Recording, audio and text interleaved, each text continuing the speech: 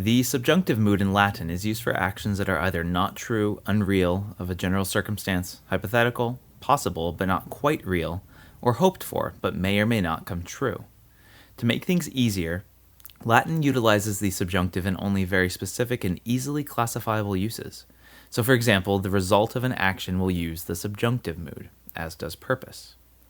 Since the subjunctive mood is different from the indicative mood, the factual mood that everyone always learns first, the conjugation of verbs into the subjunctive mood will be different. This video covers the conjugation of verbs in the perfect active tense of the subjunctive.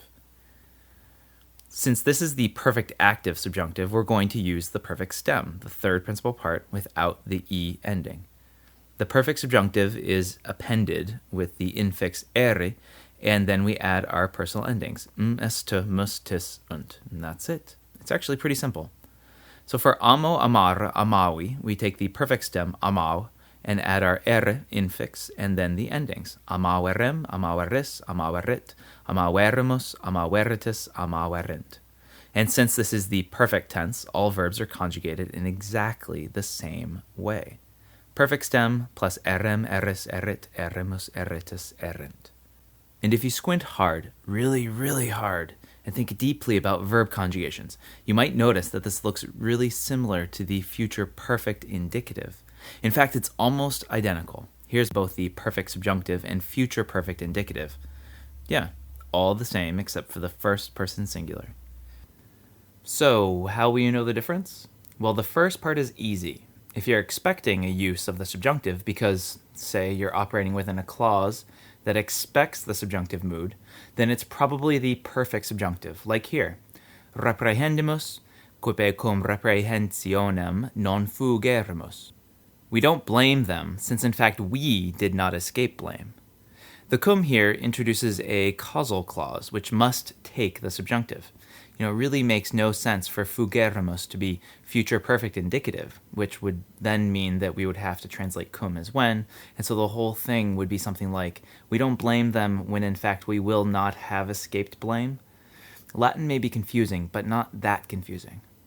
Likewise, if you are operating in future time, then it's probably future perfect indicative.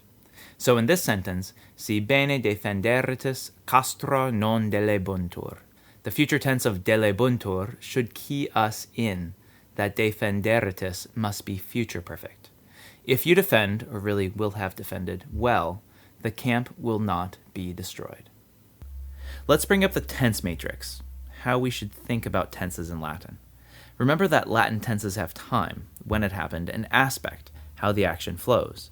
And the subjunctive has only present and past times, continual, or you can think of this as incomplete, and completed aspects. So the Latin subjunctive consists of only 4 tenses. The perfect subjunctive lies here, present time completed. Let's make a couple of slight modifications to this chart, though. For the present and past times, let's make it the tense of the main verb, and instead of continual and completed aspects, let's change it to same time and time before.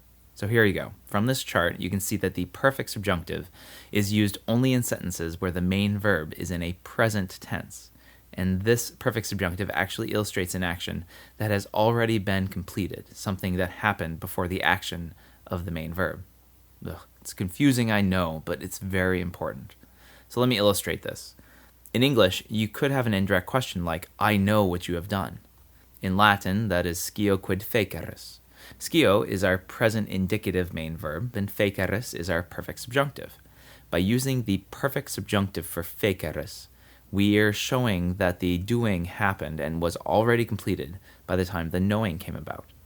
If we changed have done to are doing, we would change feceris from the perfect subjunctive to the present, facias.